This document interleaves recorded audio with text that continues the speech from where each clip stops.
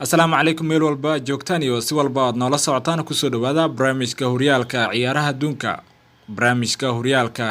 adduunka waxaan ku fiirin doonaa 10kii saxiix ee uu qaalisanaa Premier League intii uu furnaa suuqa kaliibsiga ciyaartoyda kooxaha Premier League ay la wareegeen fadlan janalka hadaad ku cusub tahay like inoo saar subscribe dhasiina share gareysi barnaamijkeena asxaab badan u gaaro 10kii saxiix ee uu qaalisanaa ee kooxaha Premier League ay sameeyeen horyaalka Premier League ayaa markale jabiyay rikoorka suuqa kaliibsiga xagaagan iyadoo suuqa uu geliyay wax ka badan 1.4 bilyan oo euro intii uu furnaa suuqa kaliibsiga ciyaartoyda kadib markii si rasmi ah loo soo xiray suuqa kaliibsiga xagaagan waxaa la shaaciyay 10kii saxiix ee uu qaalisanaa ay sameeyeen kooxaha Premier League kooxaha Liverpool, Manchester City, Manchester United iyo Chelsea ayaa sida caadada ahayd ka mid ah kooxaha sameeyay saxiixyada ugu badan ee suuqa kaliibsiga ee xagaagana. Chelsea ayaa ah kooxda lacagaha ugu badan gelisay suuqa kaliibsiga xagaagan iyadoo la soo wareegtay xidiga ay ka mid yihiin Wesley Fofana, Marco Cucurella, Kalidou Koulibaly iyo Raheem Sterling. Liverpool iyo Manchester City ayaa dhankooda sameeyay saxiixyo waaweyn kadib markii ay la soo saxiixdeen xidigaha Erling Haaland iyo Darwin Núñez.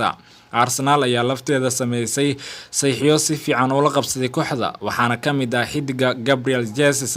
Haddaba waxaan ku soo gudbin doonaa halkan xidigaha lacagaha ugu badan lagu soo iibiyay intii uu furnaa suuqa kaliibsiga ciyaartoyda. Anthony Ajax waxaana uu Manchester United ugu soo biiray lacag gaaraysa 86 milyan.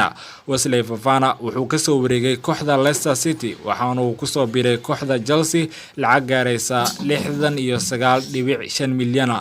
Darwin Núñez wuxuu ka soo wareegay dhanka kooxda Benfica waxaana uu ku biiray kooxda Liverpool lacag gaaraysa 64 milyan.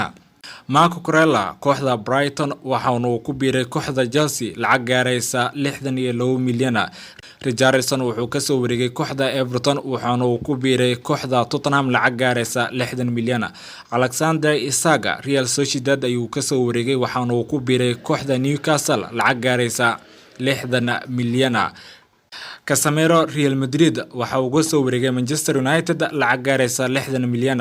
Lisandro Martinez Ajax Manchester United waxay xidigan ka soo bixisay lacag gaaraysa 56.7 milyan. Erling Haaland Borussia Dortmund waxaana uu ku biiray Manchester City lacag gaaraysa 52 milyan. Raheem Sterling Manchester City waxaana uu Chelsea ugu biiray lacag gaaraysa 50 milyan. Waxa xusid mudan in lacagtaani aynan ku jirin lacagaha gunooyinka ee lagu daro heshiiska laakiin ay yihiin lacagaha ay kooxaha sida tooska ay u bixiyeen. Guud ahaan waa naga inta barnaamijka horyaalka ciyaaraha adduunka fadlan hadaad ku cusub tahay like inoo saar subscribe na share garay si barnaamijkan asxaab badan u gaaro.